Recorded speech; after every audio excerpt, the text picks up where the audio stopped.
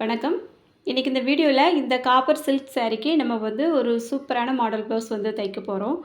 இந்த சாரீலேருந்து நம்ம வந்து ப்ளவுஸ் கட் பண்ணி தைக்க போகிறதில்ல. ஏன்னா இந்த சாரியும் ப்ளவுஸும் ரன்னிங்காகவே வர்றதுனால இவங்க வந்து தனியாக ப்ளவுஸ் எடுத்து கொடுத்துருக்காங்க. அந்த ப்ளவுஸில் பார்த்திங்கன்னா கைக்கு ஃபுல்லாகவே எம்ப்ராய்டிங் ஒர்க்கு கொடுத்துருக்கு.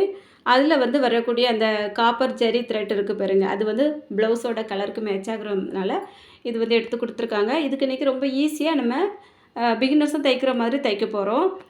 வீடியோவை ஸ்கிப் பண்ணாமல் முழுமையாக பாருங்கள். இப்போ வந்து அந்த ப்ளவுஸ் பீட்டில் நான் வந்து லைனிங்கையும் நல்ல கிளாத்தையும் கட் பண்ணி முதுகு பக்கத்தை கட் பண்ணி எடுத்து வச்சுருக்கேன். இதில் வந்து நெக்கோட அகலம் வந்து 2.5 இன்ச்சு, உயரம் 9 இன்ச்சுக்கு மார்க் பண்ணி இந்த மாதிரி பாக்ஸ் வரைஞ்சிருக்கேன். நான் இதுக்குள்ளே வந்து இந்த இதழ் வடிவத்தில் நெக் வந்து வரைஞ்சிருக்கேன். அந்த நெக் பார்த்திங்கன்னா தெரியும், அந்த பாக்ஸை விட்டு கொஞ்சம் வெளிப்பக்கமாக வளைஞ்சி வந்திருக்கும். அந்த சென்டரில் வந்து கார்னர் வர்ற மாதிரி முடிச்சிருக்கேன், லைட்டாக தான். இப்போ அதை சுற்றியும் வந்து ஒரு 1.25 இன்ச்சுக்கு இந்த மாதிரி மார்க் பண்ணியிருக்கேன். இந்த மார்க் வந்து இந்த இடம் வரைக்கும் முடிச்சிட்டேன். இப்போ வந்து இந்த சென்டரில் ஒரு 2.25 இன்ச்சுக்கு மார்க் பண்ணியிருக்கேன். மார்க் பண்ணி இதை வந்து அப்படியே வளைச்சி முடிச்சு விட்டுறலாம். இந்த மாதிரி வந்து டேப்பால் அளந்துட்டு அங்கங்கே மார்க் பண்ணும்போது ஒரே அளவில் வரும், அதனால் கொஞ்சம் கவனிச்சுடுங்க. இந்த அளவு வந்து ஒவ்வொரு ப்ளவுஸுக்கும் வேறு மாதிரி நம்ம வந்து கூட்டி குறைச்சி பண்ணிடலாம். ஏன்னா ஷோல்டரோட அளவை பொறுத்து. இந்த ஷோல்டர் வந்து தையலுக்கெல்லாம் சேர்த்து 3 இன்ச்சு எடுத்திருந்தேன். இதையும் ஞாபகத்தில் வச்சுக்கிடுங்க. ஏன்னா கடைசியில் வந்து நமக்கு இந்த அளவுகள் வந்து தேவைப்படும், அதுக்காக தான். இப்போ இதெல்லாம் கட் பண்ணி எடுத்துக்கிட போகிறேன். வெளிப்பக்கமாக வரைஞ்ச பாருங்க, அந்த பீஸை கட் பண்ணி எடுத்ததை இந்த முதுகு பீஸை வந்து அந்த ப்ளவுஸோட கிளாத்தில் கட் பண்ணி எடுத்துக்கிட போகிறேன். இதில் வந்து நம்ம தையலுக்கு எதுவுமே விடணும்னு அவசியம் இல்லை. இப்போது ஒரு லைனிங் கிளாத் வந்து எடுத்து வச்சுருக்கேன், நேர் பீஸாக எடுத்திருக்கேன். இதில் இந்த கிளாத்து கட் பண்ணி எடுத்தோம் பாருங்க, இதை வந்து சரியான அளவில் வச்சிடலாம். அந்த கழுத்துக்கு உள்ள அளவுகள் கரெக்டாக இருக்குதா அப்படிங்கிறத ஒருக்கா செக் பண்ணிவிடுவோம். இப்போ இந்த கிளாத்தை 2 பக்கமும் நம்ம வந்து அந்த அளவுகளில் மட்டும் வரைஞ்சி விட்டுடலாம். இந்த உள்பக்கமாக கழுத்துக்கு எதுவுமே விட வேண்டிய அவசியம் இல்லை. இந்த வெளிப்பக்கம் இருக்குது பாருங்க, இந்த இடத்துல ஒரு 3/4 இன்ச்சிலேருந்து கொஞ்சம் அதிகமாக வர்ற மாதிரி கூட விட்டுவிடலாம். ஏன்னா நமக்கு தைச்சதுக்கப்புறமா இருந்தால் கட் பண்ணி எடுத்துடலாம். குறைவாக விட்டுறாதீங்க. நமக்கு எப்படி பார்த்தாலும் ஒரு 1/2 இன்ச்சுக்கு மேலே வெளிப்பக்கமாக கிளாத் தேவைப்படும். அதனால் கொஞ்சம் எக்ஸ்ட்ரா இருக்கிற மாதிரி நீங்கள் வந்து வரைஞ்சி விட்டுவிடுங்க. இப்போ இந்த அளவுகளை வந்து நான் கட் பண்ணி எடுத்துக்கிட போகிறேன். அதே போல் நம்ம அந்த கீழே வந்து மடித்து தைக்கிறதுக்கு 1/2 இன்ச்சு தான் விட்டுருந்தோம். எல்லா ப்ளவுஸ்லையுமே 1.5 இன்ச்சு விடுவோம், இதில் 1/2 இன்ச்சு தான் விட்டுருந்தோம். அந்த 1/2 இன்ச்சை கரெக்டாக கவனித்து நீங்கள் வந்து கட் பண்ணி எடுங்க. ஏன்னா இது வந்து நம்ம நார்மலாக தைக்கிற மாதிரி இல்லாமல் வித்தியாசமாக தைக்க போகிறோம். இப்போ இந்த நெக்கெல்லாம் கட் பண்ணி எடுத்துட்டேன். இது வந்து இந்த சேரீயில் உள்ள கிளாத் வந்து கொஞ்சம் கட் பண்ணி எடுத்துருக்கேன். நம்ம நெக்கு எந்த அளவுக்கு தேவைப்படுதோ அதுக்கேற்ற மாதிரி நான் வந்து நேர் பீஸாக கட் பண்ணியிருக்கேன். இப்போ இதை வந்து சரியான அளவுகளில் வச்சுட்டு, உங்களுக்கு பின் போடணும்னா அங்கங்கே போட்டு வச்சுக்கிடுங்க. வச்சுட்டு நம்ம கழுத்து 1/4 இன்ச்சில் தைப்போம் பாருங்கள், அதே அளவுகளை இதில் வந்து தைச்சிடலாம். அந்த கார்னர் வரும்பொழுது நிறுத்தி திருப்பி அதுக்கப்புறமா கரெக்டாக அந்த 1/4 இன்ச்சில் தைச்சி கொண்டுட்டு வாங்க. இப்போ வந்து அடிப்பக்கத்தில் 1/2 இன்ச்சுக்கு மடித்து தைக்கிறதுக்கு விட்டுருக்கோம். அந்த 1/2 இன்ச்சை சரியாக அந்த இடத்துல பிடிச்சி தைச்சிடணும். இப்போ கொஞ்சம் எக்ஸ்ட்ரா நிற்குது கிளாத்தெல்லாம் கட் பண்ணி விட்டுறலாம்.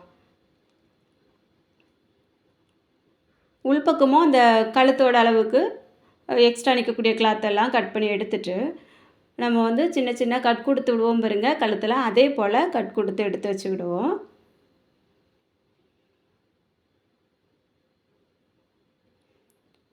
இப்போ வந்து கையை உள்பக்கமாக விட்டு இந்த கிளாத்தை அப்படியே திருப்பி எடுத்துடலாம்.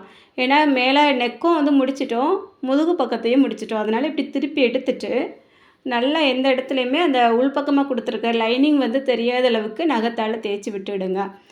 இப்போ அந்த சாரியோட கலருக்கு நம்ம லைனிங் கொடுத்துருந்தோம் அப்படின்னா கொஞ்சம் வெளியில் தெரிஞ்சால் கூட வித்தியாசம் தெரியாது. இது வந்து அந்த லைனிங் இல்லாததுனால நம்ம ப்ளூ கலர்லேயே கொடுத்துருக்கோம். இது வந்து கொஞ்சம் தெரிஞ்சாலும் நல்லா இருக்காது. அதனால் அதை கவனித்து நல்லா தேய்ச்சி தேய்ச்சி விட்டுட்டு உள்பக்கமாக போகிற மாதிரி அந்த நெக்கோட விளிம்புலையும் தையல் போட்டுங்க. இடுப்பு பகுதியிலையும் அந்த விளிம்பில் பிடிச்சி தையல் போட்டுருங்க.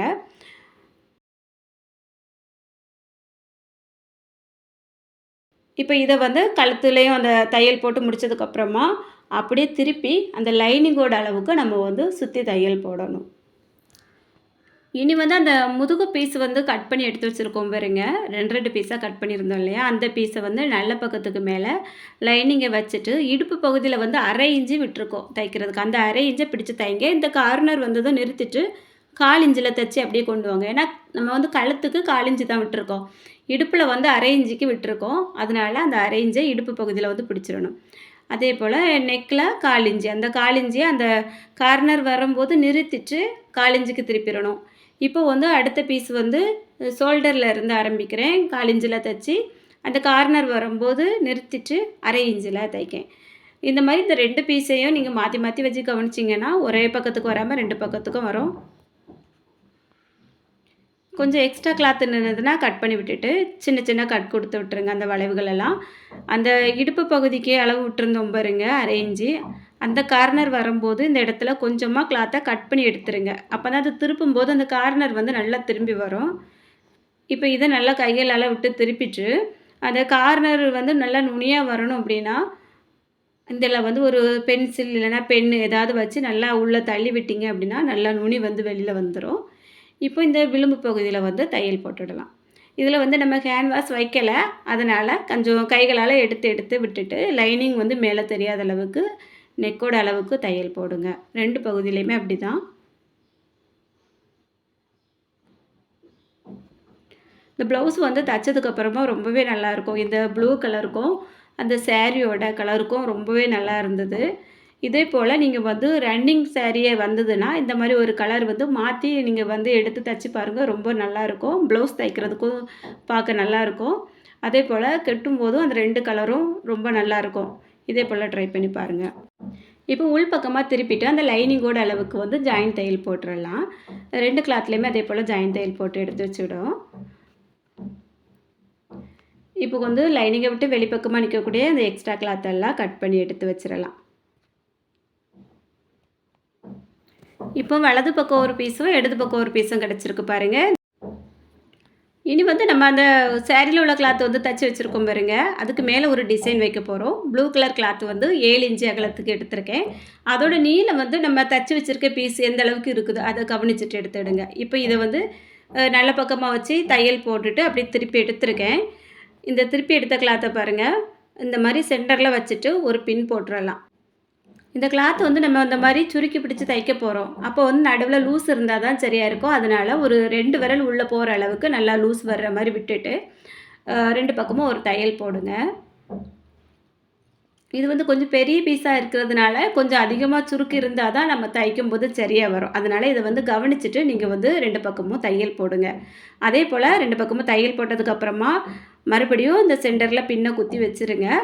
இப்போ வந்து நம்ம அந்த கழுத்துலேருந்து கட் பண்ணி எடுத்தோம் பாருங்க ஒரு பீஸு, லைனிங் பீஸ் இருக்குது பாருங்கள், அதை இந்த மாதிரி வச்சு பார்க்கலாம். இந்த மாதிரி வைக்கும்போது நமக்கு சென்டரில் எடுத்த அளவுகள் வந்து துல்லியமாக தெரியறதுக்கு வாய்ப்பு இருக்குது.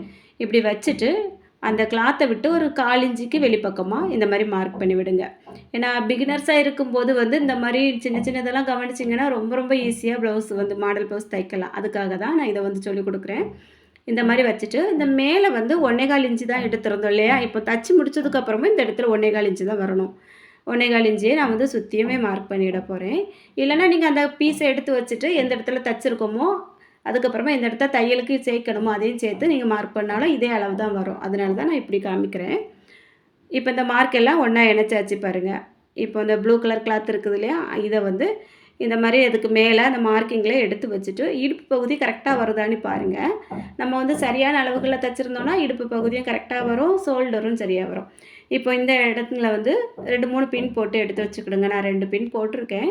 இப்போ ஷோல்டரில் நம்ம வந்து 3 இன்ச்சு ஷோல்டரோட அகலம் எடுத்திருந்தோம். 1/4 இன்ச்சுக்கு கழுத்து தைச்சிருக்கோம். மிச்சம் 2.25 இன்ச்சு இருக்குதா அப்படிங்கிறத பார்த்துட்டு இதை வந்து வச்சுட்டு தையல் போடலாம்.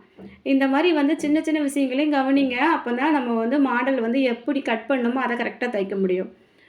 இப்போ வந்து இந்த இடத்துல தைச்சி இடுப்பு பகுதியில் வரைக்கும் கொண்டு வந்து முடித்து வெளியே எடுத்துட்டேன். மறுபடியும் இப்போது இந்த பீஸ் வந்து இடுப்பு பகுதியில் இருந்து நான் தைக்க போகிறேன். ஒரு பீஸ் வந்து ஷோல்டர்லேருந்து தைச்சி இடுப்பில் முடிச்சிருக்கேன். இது வந்து இடுப்பில் இருந்து ஆரம்பித்து ஷோல்டரில் கொண்டு முடிக்க போகிறேன். இதுலேயே இந்த மாதிரி 2 இடத்துல விலகி போகாமல் இருக்கிறதுக்கு பின் போட்டு வச்சுவிடுங்க. வச்சுட்டு இந்த மாதிரி நம்ம வந்து ஆரம்பிக்கும் போது நல்லா லாக் தையல் போட்டு ஆரம்பிங்க. முடிக்கும் போதும் அதே மாதிரி முடிங்க. ஏன்னா நம்ம வந்து கட் பண்ணி தைக்கக்கூடிய பீஸ் வந்து சீக்கிரமாக பிரிஞ்சு போகக்கூடாது. ப்ளவுஸ் வந்து டைட்டாக போடும்போது தான் மாடலும் நல்லாயிருக்கும். அதனால் எப்போவுமே தையல்கள் வந்து பிரிஞ்சு போகாத அளவுக்கு பார்த்து தைங்க. இப்போ வந்து 2 பக்கமும் ஜாயின் பண்ணி எடுத்தாச்சு. இப்போ அந்த ப்ளூ கலர் கிளாத்தில் ஒரு 1/4 இன்ச்சு அளவுக்கு இன்னுமே ஒரு தையல் வந்து போட்டு அப்படியே இடுப்பு பகுதி வரைக்கும் முடிச்சு விட்டுவிட போகிறேன்.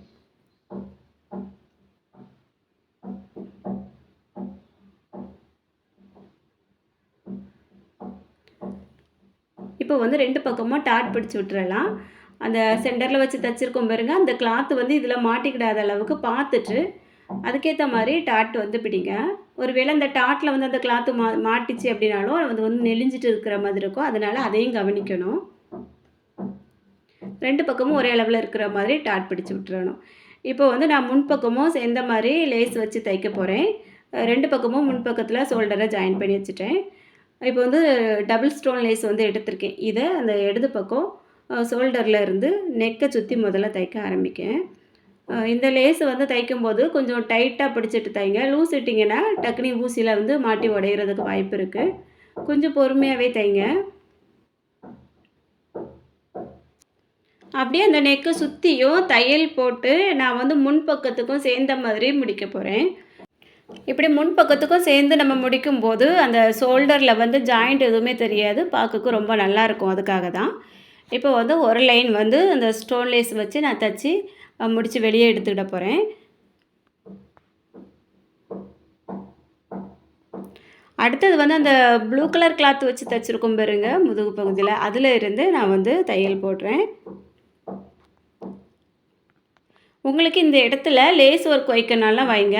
நான் வந்து இந்த கிளாத்துக்கு ஸ்டோன் ஒர்க் வச்சா நல்லாயிருக்கும் அப்படிங்கிறதுனால இது வந்து வச்சுருக்கேன். இப்போ வந்து அந்த ஷோல்டர்லேருந்து ஆரம்பித்து இடுப்பில் வந்து முடித்து எடுத்துட்டேன். அடுத்த பீஸ் வந்து இடுப்பில் இருந்து ஆரம்பிக்கிறேன் பாருங்கள்.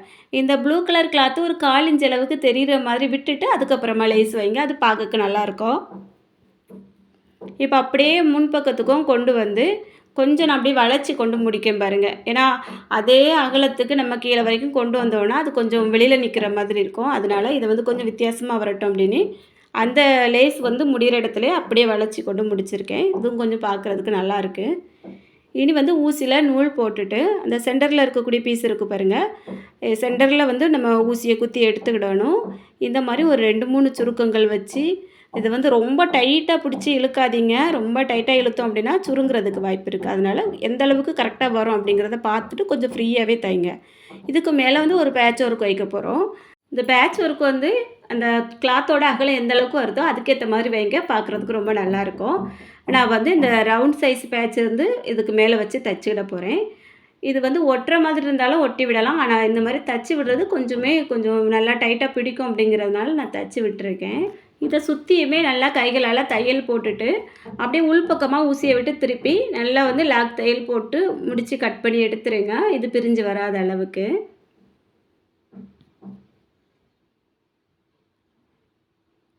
இப்போ பாருங்கள், ப்ளவுஸ் வந்து ரெடி ஆகிட்டு. இனி இதுக்கு வந்து ஒரு ரோப்பு நம்ம வந்து ரெடி பண்ணிடலாம். 5 இன்ச்சு அகலத்துக்கு சதுர பீஸ் எடுத்து வச்சுருக்கேன். சேரீயில் உள்ள பீஸ் 2, ப்ளவுஸில் உள்ள பீஸ் 2. கோல்டு லேஸ் வந்து வாங்கி வச்சுருக்கேன், இந்த ரோப் லேஸு. இப்போ இந்த பீஸை இந்த மாதிரி முக்கோண ஷேப்பில் 2 டைம் வந்து மடிச்சுக்கிடலாம். 4 பீஸையும் சேர்த்து வச்சு நான் மடிச்சிருக்கேன். நமக்கு எந்த அளவுக்கு அந்த ரவுண்டு வர்ற மாதிரி தேவை இருக்கோ அதுக்கேற்ற மாதிரி கட் பண்ணிக்கிடுங்க. இந்த ரோப்பு வந்து வீடியோ ஃபுல்லாக தைக்கிறது எப்படின்ட்டு நான் இதுக்கு முன்னாடி ஒரு வீடியோ அப்லோட் பண்ணியிருக்கேன். உங்களுக்கு தெளிவாக புரியணும் அப்படின்னா அந்த வீடியோவை பாருங்கள். இப்போ இந்த 2 பீஸையுமே ஒன்று நான் எடுத்து வச்சுருக்கேன். 2 நல்ல பக்கமும் சேர்ந்து வர்ற மாதிரி, கெட்ட பக்கம் 2மே மேலேங்கிலையும் வர்ற மாதிரி வச்சுட்டு இந்த 1/4 இன்ச் அளவுக்கு சுற்றியுமே தையல் போட்டுடலாம். இந்த ரவுண்டாக வர்ற மாதிரி சுற்றி தையல் போட்டு விட்டுருங்க. இப்போ அந்த ரவுண்டு தையலை சுற்றி நம்ம சின்ன சின்னதாக கட் பண்ணி விட்டுறலாம். அந்த சேரீயோட பீஸ் இருக்குது பாருங்க, அதில் வந்து ஒரு 1/2 இன்ச் அளவுக்கு கட் பண்ணியிருக்கேன். இப்போ இந்த இடத்துல வந்து நம்ம விரலை உள்ளே விட்டு உள்பக்கமாக இருக்கக்கூடிய கிளாத்தை அப்படியே கொஞ்சம் கொஞ்சமாக எடுத்து திருப்பி வெளியே எடுத்துடலாம்.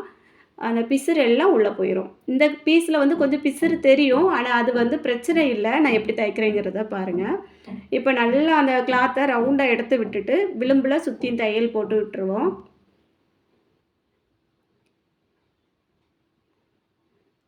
இனி அந்த ரோப்பு வந்து நான் எடுத்து வச்சுருக்கேன் பாருங்கள், அதை இந்த மாதிரி அந்த ப்ளூ கலர் கிளாத்தில் வச்சுருக்கேன். கட் பண்ண இடம் வந்து கீழே இருக்குது, உங்களுக்கு பார்த்தாலே தெரியும். இந்த மாதிரி சென்டரில் வச்சுட்டு இந்த 2 பீஸையும் மாற்றி மாற்றி ஒவ்வொரு மடிப்பு மடித்து சென்டரில் தையல் போட்டிருக்கேன். இப்போ ஊசியில் நூல் போட்டு வச்சுட்டு இந்த பீஸில் சென்டரில் இருந்து குத்திட்டு நல்லா டைட்டாக வர்ற மாதிரி 2-3 தையல் போட்டு இதை வந்து சுற்றி அப்படியே வந்து நல்லா லாக் தையல் போட்டு நூலை கட் பண்ணி எடுத்துடலாம்.